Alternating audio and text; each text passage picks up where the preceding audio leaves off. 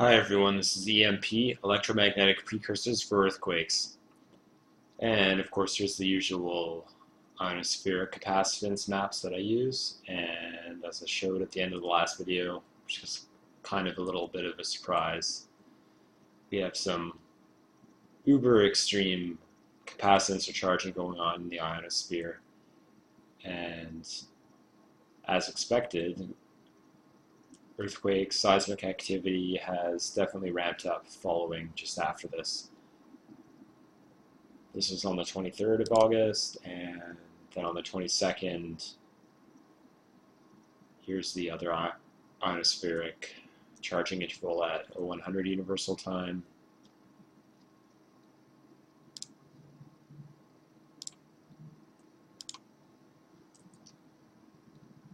And we did have a magnitude 6.8 Myanmar, India at 1034 universal time, and a magnitude 6.2 Italy at 136 universal time on the 24th of August.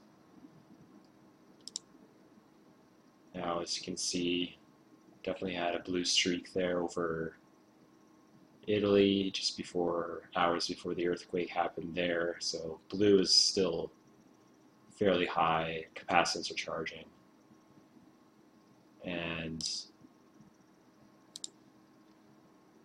India's got the red and white for extreme charging there. And then on the 22nd of August, we got the red streak there. So definitely a couple intervals of extreme charging going on before that one occurred. And looking at gamma rays or dielectric discharging at China, you can see a spike there before the earthquake hit at Italy. And then many spikes here before the earthquake in India.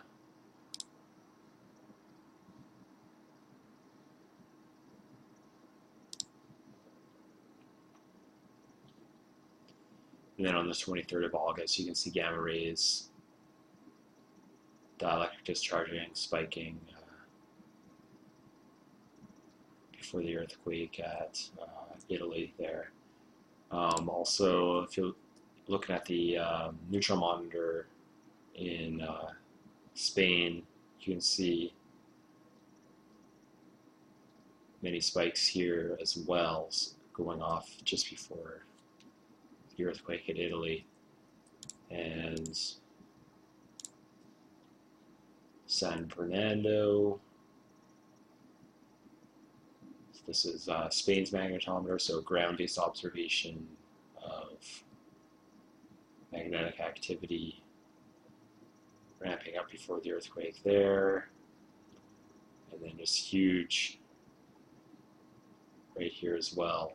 So this was about half an hour right here before the earthquake, and of course there was many aftershocks after, so it's not hard to see why the intensity of the earthquake and the aftershocks going on there. And then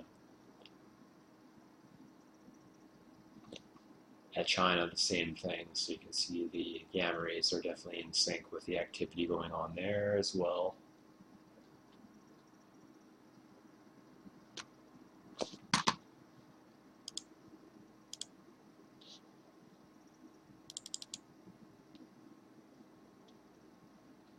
And remember, we use capacitor models, so the exterior glass sphere would be the ionosphere, and the interior sphere would be the ground in between.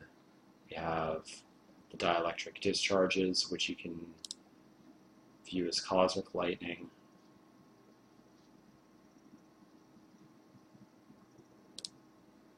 And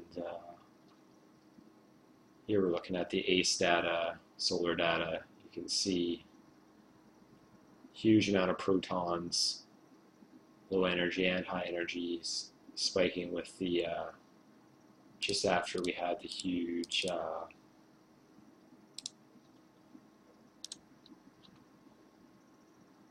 huge gamma ray spike here on the 23rd. Definitely one of the largest, if not largest, I've ever seen here.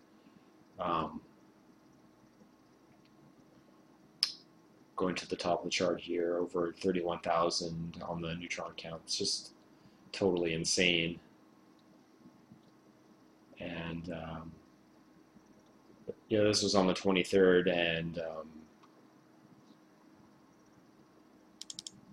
so sometimes you will see instantaneous action at a distance, but you also, one thing I wanted to show you was,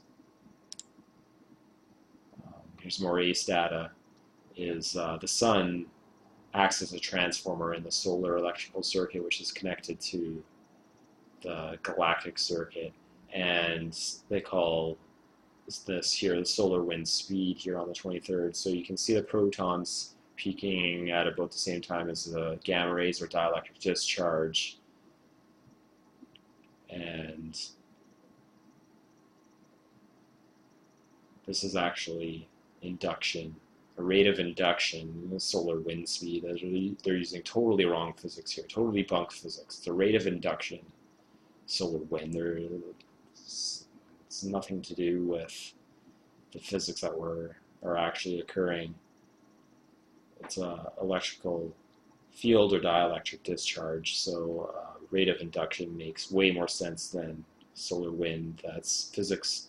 If you're calling wind, okay, maybe on Earth you could call it that because it's the physics is MHD or magnetohydrodynamics, the physics of solid liquids and gases. But we're dealing with plasma, electrical plasma. It's a rate of induction, not solar wind speed. They have no effing clue what they're talking about. They're a bunch of idiots.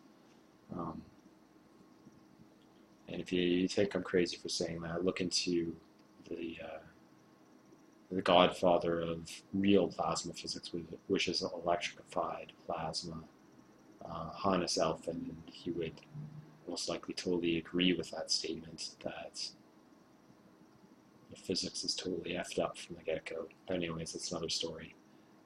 So you can see the rate of induction picked up here just before the earthquake at 1:30 universal time, and then we had the earthquake,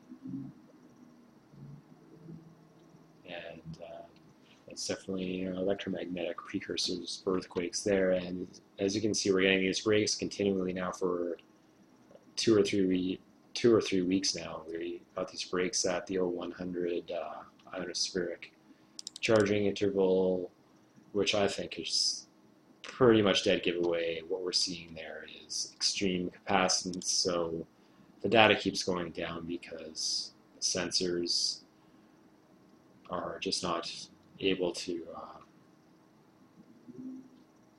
handle that amount of electromagnetic surges. So that would be my best guess, and that's my honest opinion anyways. This is E.M.P, Electromagnetic Precursors for Earthquakes. Thanks for watching. Take care, everyone. Bye.